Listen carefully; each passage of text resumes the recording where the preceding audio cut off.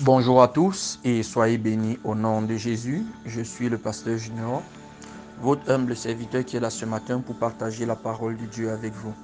Nous continuons notre partage sur les 10 raisons pour lesquelles il faut parler en langue et ce matin nous verrons la 9e raison, c'est-à-dire nous sommes déjà presque à la fin, qui est la communication avec les anges.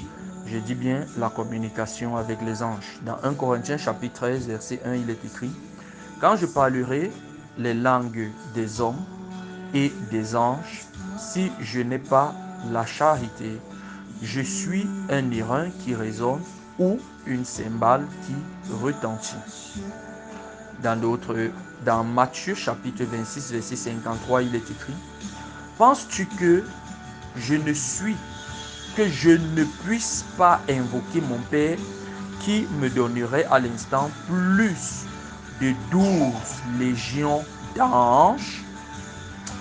Bien-aimés, ce matin, voici un sujet qui est assez important et qui est très complexe d'ailleurs lorsque nous parlons du ministère des anges, certainement dans la vie des croyants. Et vous voyez, l'Église le plus souvent a négligé cet aspect parce qu'on s'est tenu sur d'autres choses, mais en ces moments nous sommes dans un moment, dans une dispensation de la connaissance, nous commençons à entrer en contact avec plusieurs mystères dans lesquels nous découvrons certaines autres vérités importantes en ce qui concerne notre vie. Vous devez savoir, lorsque nous lisons le livre de Hébreux au chapitre 1, la Bible nous dit: les anges sont, n'est-ce pas, des serviteurs de Dieu qui sont envoyés pour le service de ceux qui craignent le Seigneur. En fait, les anges, ce sont des entités spirituelles qui sont envoyées à notre service. Et quand nous lisons encore toujours dans les évangiles, la Bible nous dit par exemple concernant les petits-enfants, leurs anges veillent sur eux, n'est-ce pas? C'est-à-dire, chaque personne sur la terre a certains anges qui ont été assignés pour le service de Dieu vers eux. Mais la réalité, c'est que parfois, nous ne bénéficions pas de ce service des anges par ignorance ou alors pour plusieurs autres raisons. Mais maintenant, je vais arriver quelque part, c'est que en fait, dans le service que les anges devraient manifester en ce qui concerne nous, les enfants de Dieu, nous les chrétiens, nous les héritiers du royaume, ce n'est pas à nous de donner des ordres aux anges de le faire. Déjà, il faudrait savoir que Dieu se manifeste spécifiquement dans la vie. En fait, on peut trouver plusieurs éléments, bien sûr, mais on peut noter 3 éléments importants ou alors principaux par quoi Dieu se manifeste de façon puissante dans la vie des enfants de Dieu. La première des choses, c'est l'autorité au nom de Jésus. La deuxième des choses, n'est-ce pas, c'est la puissance du Saint-Esprit en nous. Et la troisième des choses, c'est le ministère des anges. C'est-à-dire, je reprends, il y a l'autorité au nom de Jésus. Deuxièmement, il y a la puissance du Saint-Esprit en nous. Et troisièmement, je veux dire, le ministère des anges. Mais nous avons beaucoup plus développé les 2 premiers aspects, mais nous n'avons pas parlé du dernier. Mais déjà, il faudrait que nous sachions que lors de l'autorité au nom de Jésus, nous prenons autorité pour commander les choses dans le domaine spirituel afin que les choses puissent se passer. C'est-à-dire, dépendamment du poids que tu as dans le domaine spirituel, tu peux demander, tu peux ordonner à certaines choses de se passer.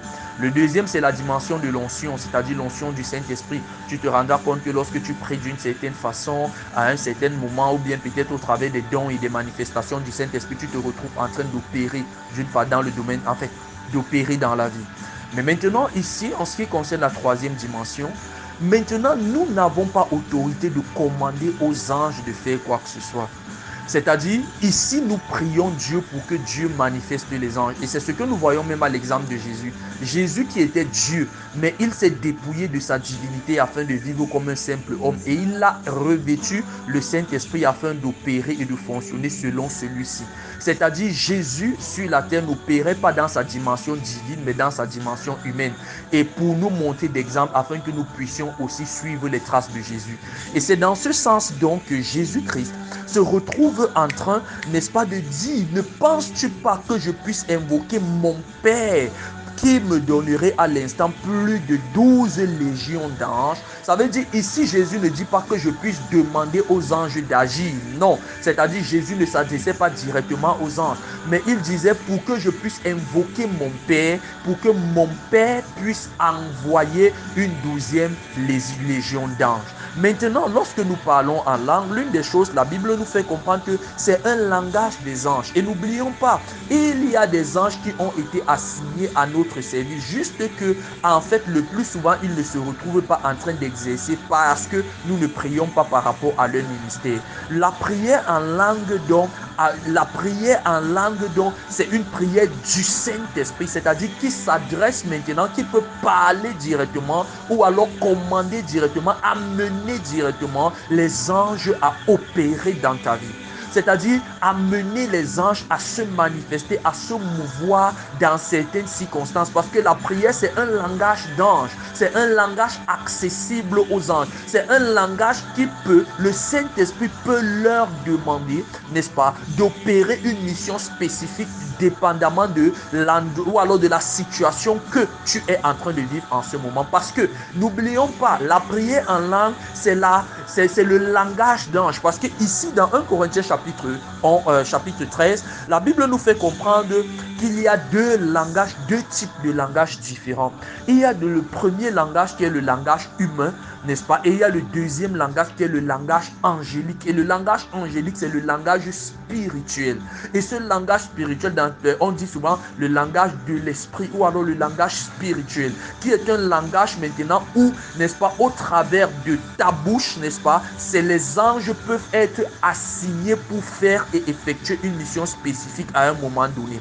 C'est la raison pour laquelle la neuvième raison, c'est le ministère des anges. Mon frère, ma soeur, il faudrait que tu saches que le ministère des anges est très important dans la vie des croyants. Le ministère des anges est très important pour ta vie et pour ma vie. Or, pour que celui-ci soit effectif, l'un des critères, l'un des paramètres très importants, c'est le parler en langue. Oh, je vois comment quelqu'un se retrouve en train de parler en langue afin que les anges se retrouvent à son service. Oh, je prie pour toi afin que Dieu commence à utiliser ta bouche, pour que le Saint-Esprit utilise ta bouche, pour que le langage des anges soit manifeste, pour que les anges commencent à se manifester dans ta vie, que les anges commencent à opérer des grandes choses dans ta vie. Les anges de protection se manifestent encore dans ta vie au travers de ton langage spirituel. Oh, je déclare ceci dans ta vie encore aujourd'hui au nom puissant de Jésus.